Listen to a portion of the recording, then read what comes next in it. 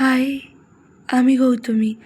আজ অনেক দিন পর দোদুলকে স্কুল থেকে আনার দায়িত্ব আমার উপর পড়েছে।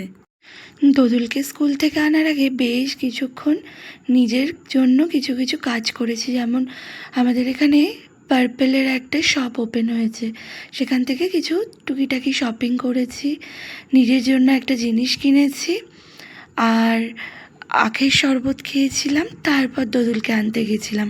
ফেরার পথে দোদুলকে বললাম, চল আজকে ওয়াও মোমোতে যাই।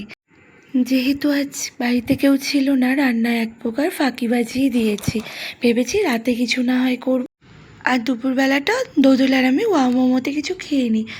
তাই জন্য সেখানে গিয়ে 271-এর কম্বোটা আমরা অর্ডার করি, যেটায় 2 পিস বার্গার ছিল, 6 পিসেস চিকেন মোমো ছিল, একটা কোক ছিল, আর ছিল ফ্রেঞ্চ ফ্রাইজ।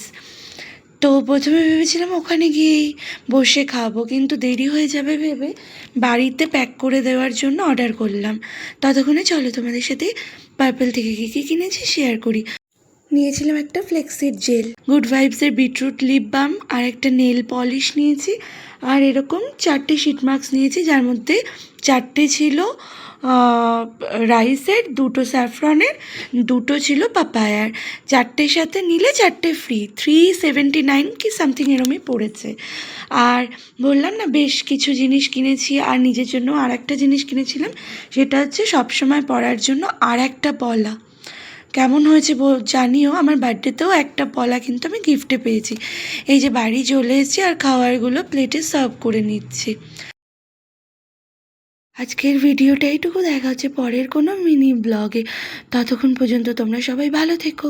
বাই, রাধে রাধে।